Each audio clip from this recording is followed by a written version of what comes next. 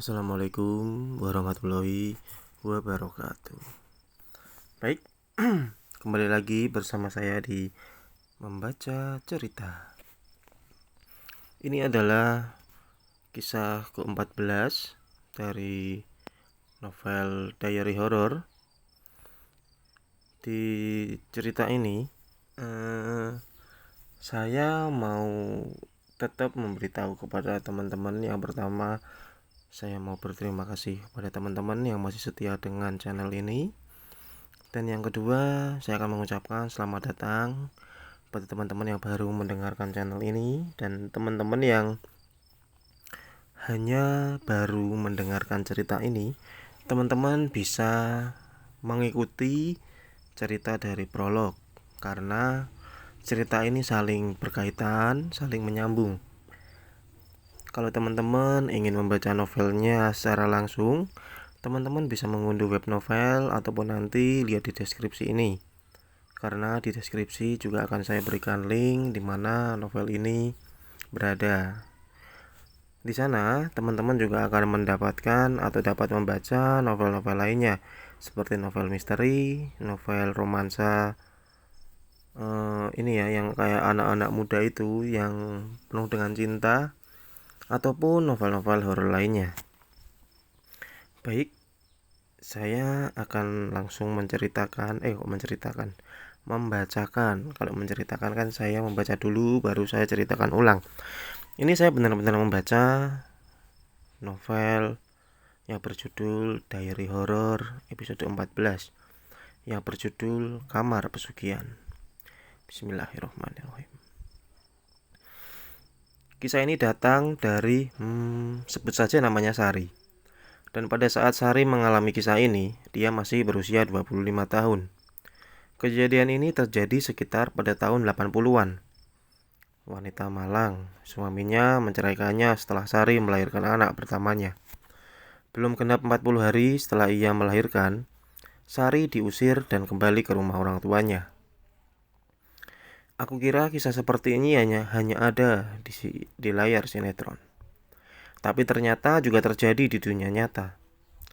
Entahlah, dia memang sedang tidak beruntung saja mendapatkan laki-laki brengsek. Sebagai wanita, aku juga marah, sedih, dan beliau menceritakan kisahnya. Saat beliau menceritakan kisahnya. Tapi bukan itu yang akan aku ceritakan.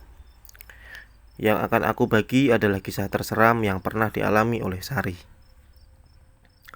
Aku sudah meminta izin padanya untuk menuliskan kisah ini di Diary Horror, pengalaman seorang wanita tangguh. Tapi dengan syarat aku harus merahasiakan namanya. Kebutuhan yang tidak seimbang membuat Sari bertekad untuk pergi mencari uang. Setelah anaknya berusia 1 tahun, Sari memutuskan untuk pergi ke Jakarta. Menjadi seorang babysitter adalah posisi yang ia pilih untuk mendapatkan pekerjaan.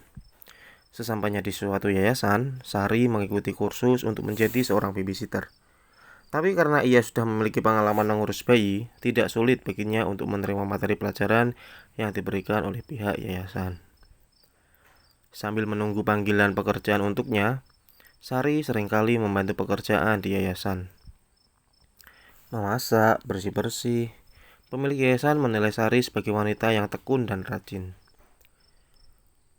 Sari, aku sudah merekomendasikanmu ke salah satu bos yang sedang membutuhkan tenaga babysitter untuk merawat anaknya yang baru berusia 1 bulan.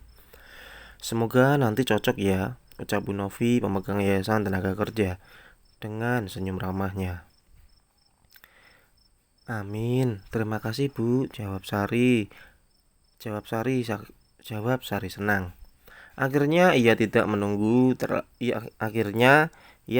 menunggu terlalu lama di yayasan. Sari sudah ingin sekali bekerja demi anaknya yang berada di kampung. Sesekali dirinya menangis karena rindu sama anak. Tapi di sisi lain, ia juga harus bekerja untuk menafkahinya. Keesokan harinya, Bu Novi memberi kabar pada Sari kalau calon bosnya akan datang pagi itu. Sari langsung siap-siap untuk interview. Ia mengganti pakaiannya dengan pakaian babysitter yang telah disediakan yayasan. Tak lama setelah itu, mobil sedan berwarna hitam terparkir di halaman yayasan. Meskipun gugup, Sari tetap memasang senyum ramah di wajahnya. Bagaimana tidak gugup? Ini adalah pekerjaan pertama sebagai babysitter. Meskipun sebenarnya ia hanya gugup karena harus tinggal bersama bu bos baru. Bagaimana bosnya, bagaimana sifatnya, galak atau tidak, itu yang dikhawatirkan. Tapi Sari tetap optimis demi anaknya. Perkenalkan, saya Arin dan ini suami saya Danu, ucap calon bos. Sari berjabat tangan dengan mereka, lalu kembali ke tempat duduknya. Nama saya Sari, Bu. Mereka bersalaman.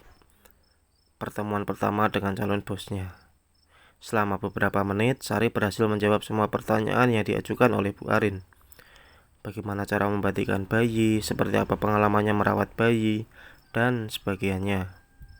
Sari menjawab sempurna hingga akhirnya ia pun diterima kerja. Sari bergegas membereskan barang bawaannya. Hari itu juga Sari berangkat ke tempat kerja yang baru. Setelah berpamitan dengan babysitter lainnya, ia berangkat untuk bekerja di rumah Airin. Sus, setelah sampai di rumah nanti, kamu tidur di kamar atas ya. Kamar atas nyaman dan besar kok, ada AC-nya juga, ucap Airin. Baik, Bu, jawab Sari tanpa banyak bertanya. Di rumah ada pembantu satu, bagian beres-beres. Yang penting kamu fokus ngurus anak saja ya. Kerjaan yang lain biar pembantu yang mengerjakan.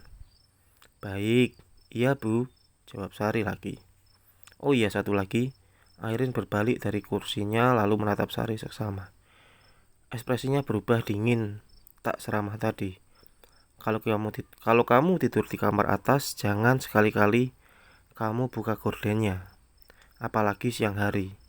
Boleh kamu bersihkan, tapi jangan membuka horden. Kalau kamu melanggar, kamu sendiri yang rugi nanti. Paham, Sus? Paham, Bu, jawab Sari. Airin kembali tersenyum ramah. Sebenarnya ia tidak mengerti kenapa dilarang membuka gorden di siang hari. Agak aneh juga dengan persyaratan itu. Tapi Sari tidak berani bertanya. Mobil melaju dengan kecepatan kencang, menyusuri jalan ibu kota dengan pemandangan hiruk-pikuk yang padat. Perjalanannya lumayan jauh hingga akhirnya mereka sampai di tempat tujuan pada sore harinya. Seorang wanita telah menyambut dengan kedatangan mereka di pintu. Sepertinya dia pembantu yang akan menjadi rekan satu kerja dengan Sari. Selamat sore, Bu. Sore. Dedek bubuk, Mbak? Iya, Bu. Dedek sedang bubuk di kamar, jawabnya. Sari, kenalin. Ini Ratna, pembantu saya. Airin memperkenalkan. Saya Sari, Mbak. Mereka bersalaman. Kalian yang akur ya. Semoga betah kerja di sini, ucap Airin. Sesampainya di rumah Airin, sebelum menemui bayi, Sari berniat membersihkan dirinya dan menaruh barang bawaannya terlebih dahulu. Mbak Ratna, kamar atas di mana ya? Tanya Sari. Kamar atas? Ratna merenyitkan alisnya. Iya, kata Bu Airin, saya tidur di kamar atas. Seketika itu wajah Ratna berubah. Sari menatapnya tidak mengerti. Ratna seperti takut saat melirik pintu yang berada di atas, tepat dekat dengan tangga naik. Mbak tidur di kamar itu? Tanya Ratna menunjuk dengan matanya. Iya, Mbak, memang kenapa?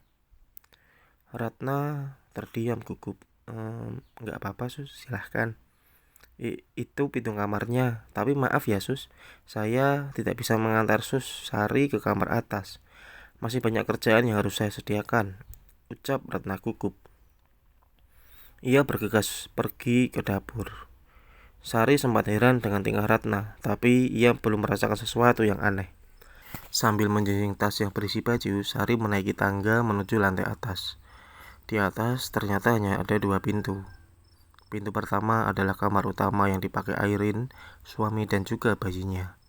Sedangkan pintu yang kedua adalah kamar yang akan ditempati Sari. Setelah membuka pintunya, Sari kira ia langsung ruangan kamar. Ternyata di balik pintu itu masih ada sebuah balkon. Kamar atas yang akan ditempatinya rupanya berada di balkon itu. Sari berdiri sejenak. Ia melihat ada sebuah jalan yang dihias dengan bebatuan indah dari pintu tempatnya berdiri hingga ke pintu kamar. Sari mulai berjalan menuju kamar. Dari luarnya saja terlihat kamar itu sangat besar dan luas. Perlahan Sari membuka pintu kamarnya. Saat ia masuk, Sari menyisir seluruh ruangan dengan matanya. Sari terdiam sejenak. Kamar seorang babysitter, masa sebesar ini? Apa tidak salah kamar? Sari mencoba untuk melongok ke sekitar, tapi tidak ada ruangan lain selain kamar itu. Sari mengamati kamar, lalu menggeletakkan tasnya di sisi tempat tidur. Di sebelah kirinya terdapat kamar mandi. Dia sudah tidak repot lagi untuk naik turun kalau mau membersihkan diri. Tapi entah kenapa ia merasa angin dingin yang meniup tengkuknya saat duduk di tempat tidur. Sudah, begini aja. Oke, ini adalah yang berjudul Kamar Pesugihan. Sumpah ceritanya tanggung banget.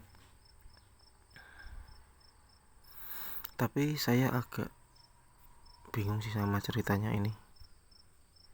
Ya mungkin karena saya tidak tahu ya balkon itu kayak gimana. Oke.